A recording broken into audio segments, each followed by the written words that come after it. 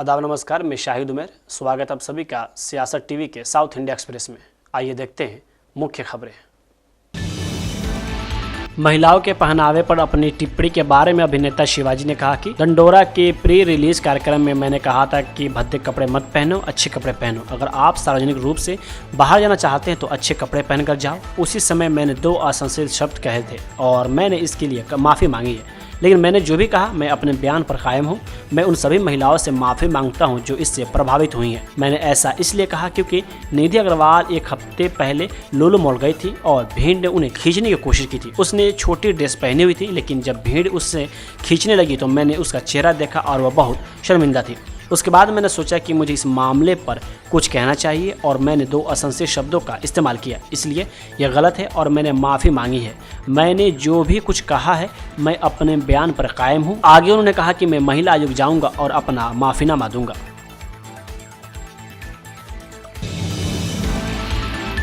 खैरताबाद के विधायक दानम नागेंद्र ने आज कांग्रेस में शामिल होने की बात स्वीकार कर एक नया राजनीतिक तूफान खड़ा कर दिया है। विडंबना यह है कि वह एकमात्र विधायक है जिन्होंने बीआरएस द्वारा दायर अयोग्यता याचिकाओं पर स्पीकर गद्दाम प्रसाद द्वारा जारी नोटिस का अभी तक जवाब नहीं दिया है। मीडिया के सामने खुलकर बोलते हुए नागेंद्र ने स्पष्ट रूप से कहा है कि वे कांग्रेस पार्टी से हैं और कांग्रेस विधायक बने रहेंगे। उन्होंने आगामी जीएचएमसी चुनाव में पार्टी की जीत सुनिश्चित करने का भी संकल्प लिया।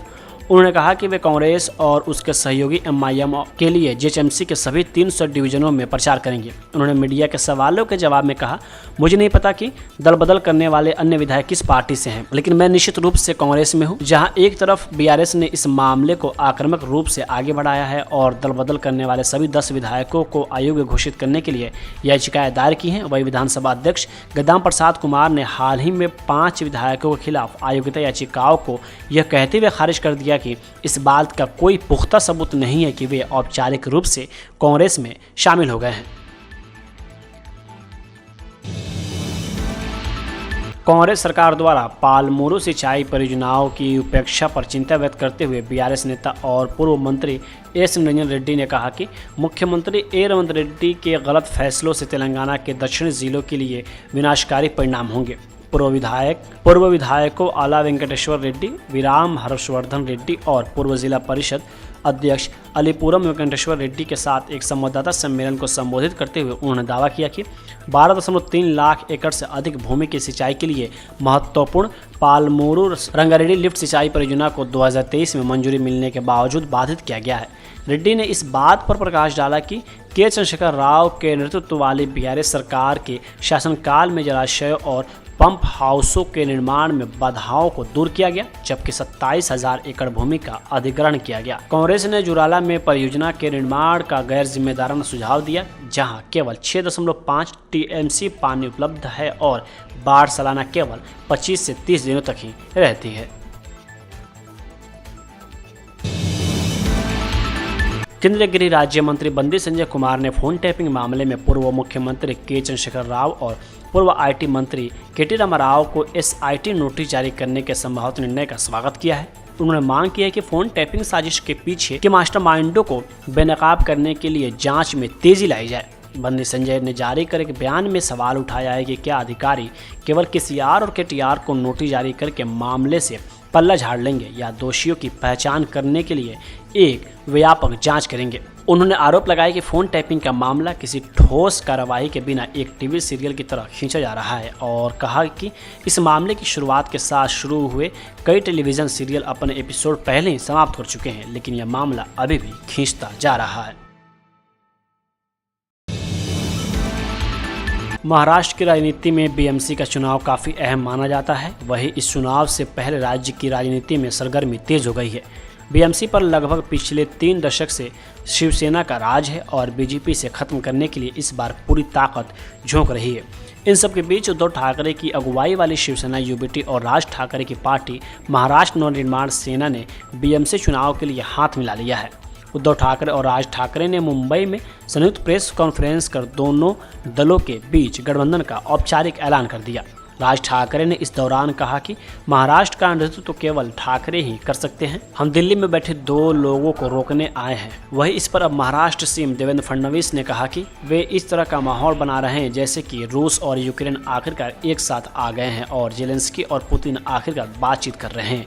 2 पार्टियां जो अस्तित्व के संकट का सामना कर रही हैं, 2 पार्टियां जिन्होंने बार बार अपनी भूमिकाएं बदली हैं और लोगों का अविश्वास अर्जित किया है, जिन्होंने तुष्टीकरण की नीति अपनाई है और अपना वोट बैंक खो दिया है, वे अपने अस्तित्व को बचाने के लिए एक साथ सामने आई है।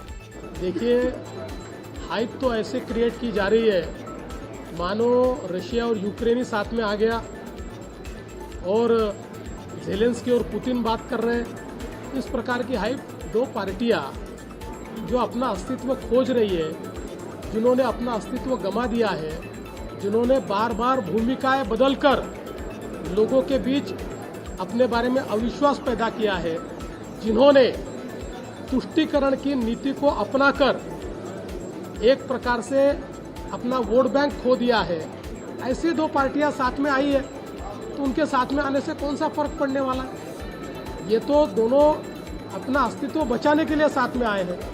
अस्तित्व बचाने के लिए साथ में आकर कोई चुनाव नहीं जीता जाता। जो मुंबई के लोग हैं उन्होंने हमारा विकास का काम देखा है, मुंबई के लोगों ने हमने किया हुआ परिवर्तन देखा है, इसलिए मुंबई हमारे साथ है, मुंबई हमारे साथ रहेगी, हमारी महायुति मुंबई जीतेगी। उद्धव जी का बयान है कि अमित शाह और मोदी ये सारी पार्टियां तोड़ने का काम करते हैं, लोगों को चुराने का काम करते हैं। देखिए,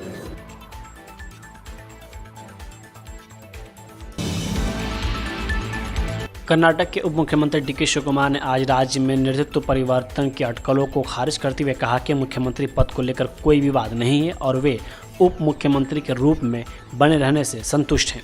नई दिल्ली के कर्नाटक भवन में मीडिया को संबोधित करते हुए शिव कुमार ने कहा कि कांग्रेस के आंतरिक मतभेदों या कांग्रेस उच्च कमान के साथ बैठकों की अफवाहें केवल मीडिया में ही फैली हुई हैं। उन्होंने कर्नाटक में संभावित नेतृत्व परिवर्तन या बारी बारी से मुख्यमंत्री पद की व्यवस्था से जुड़े सवालों को खारिज करते हुए कहा कि मैं एआईसीसी उच्च कमान में किसी से नहीं मिल रहा हूं। मैं उप मुख्यमंत्री के रूप में बने रहने से खुश हूं। मुझे पार्टी कार्यकर्ता बनना पसंद है। बार बार पूछे जा रहे मीडिया के सवालों का जवाब देते हुए शिव कुमार ने इस बात पर जोर दिया कि किसी भी नाम को लेकर अटकलें नहीं लगाई जानी चाहिए और नेतृत्व से संबंधित कोई भी निर्णय पूरी तरह से कांग्रेस पार्टी का होगा। उन्होंने कहा, कांग्रेस पार्टी किसी भी दिन निर्णय ले सकती है, नेतृत्व जो भी निर्णय लेगा उसे स्वीकार किया जाएगा।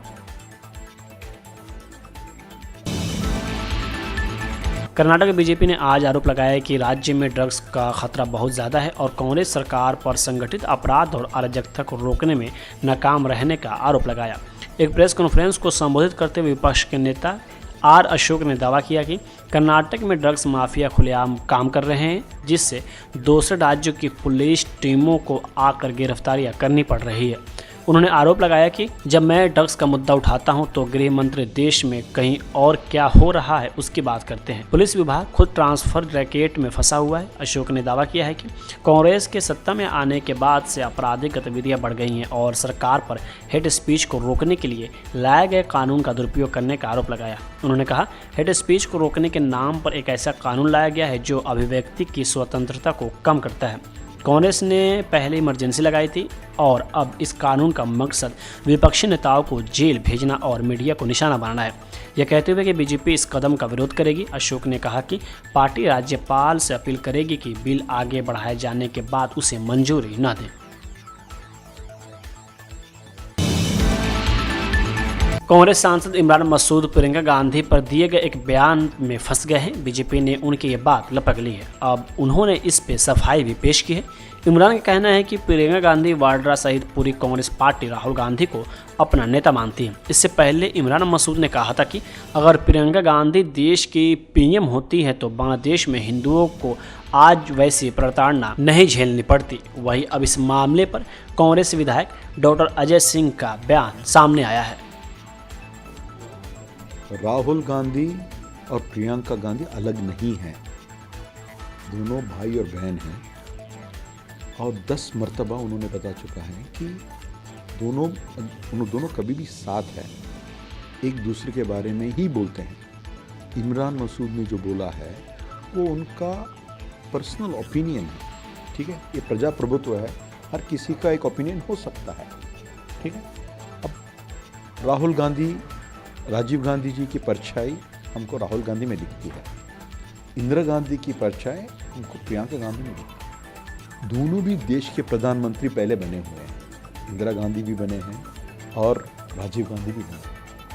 तो जब भाई और बहन साथ में हैं, साथ में देश के लिए काम कर रहे हैं, दोनों को भी देखो प्रधानमंत्री बना, अगर प्रधानमंत्री बनना राहुल गांधी को अगर था तो 2011 में बन जाते थे। डॉक्टर मनमोहन सिंह ने खुद बोला था कि राहुल गांधी प्रधानमंत्री बनना है।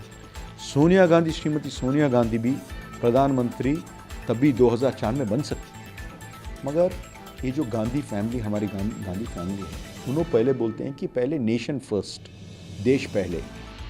ये जो प्रधानमंत्री की बात है, अब डिस्कस करने की कोई ज़रूरत ही नहीं। अभी जो बीजेपी क्लेम कर रहे हैं कि अभी कांग्रेस वाले भाजपा नेता नवनीत राणा ने हिंदुओं से एक विचित्र अपील करते हुए उनसे कम 3 से 4 बच्चे पैदा करने को कहा है, ताकि देश की जनसंख्यायिक संरचना पाकिस्तान जैसी न हो जाए।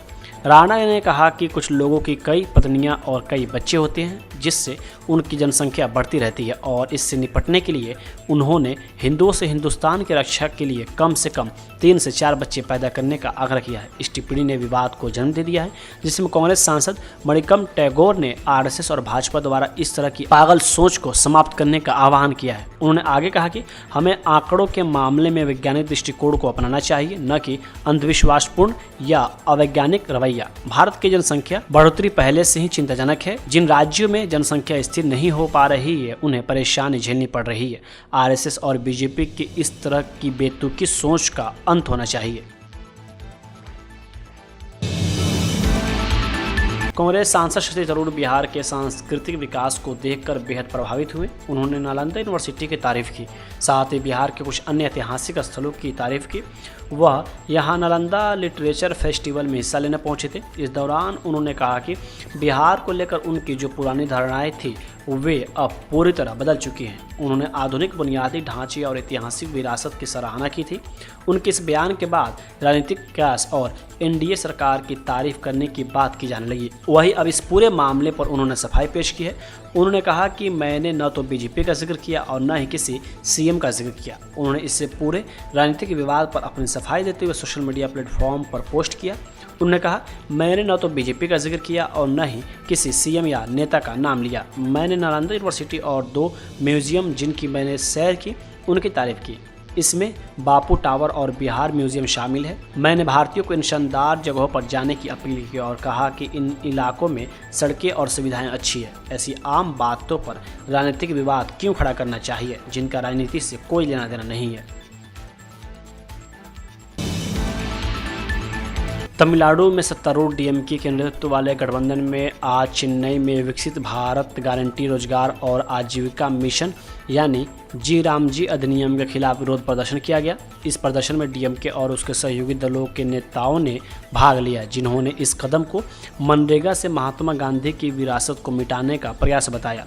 विरोध प्रदर्शन के दौरान मीडिया को संबोधित करते हुए डीएमके के अध्यक्ष ने प्रस्तावित नाम परिवर्तन की कड़ी आलोचना करते हुए कहा कि गांधी के आदर्शों को विधायी परिवर्तनों के माध्यम से नहीं मिटाया जा सकता।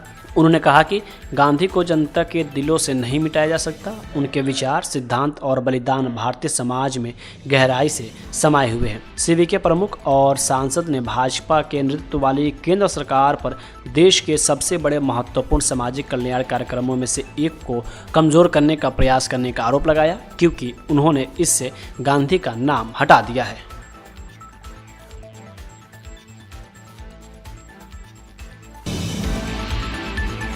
उद्धव ठाकरे गुट और एमएनएस के बीएमसी चुनाव 2026 के गठबंधन पर शिवसेना नेता शाहनवाज एनसी ने कहा कि इतिहास रचा जाएगा, क्योंकि महायुति की जीत ऐसी होगी कि इस महाविनाश अघाड़ी का कोई नामो निशान नहीं बचेगा।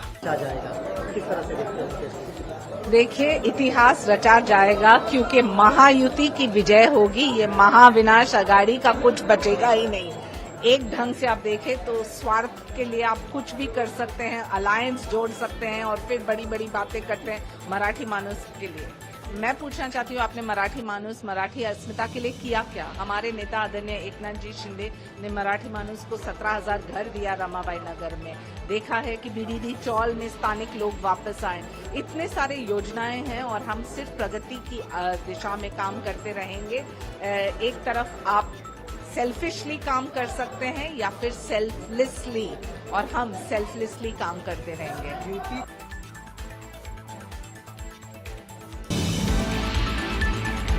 साउथ इंडिया एक्सप्रेस यहीं होता है समाप्त। मुझे दे अब इजाज़त। बाकी खबरों के लिए बने रहें सियासत टीवी के साथ।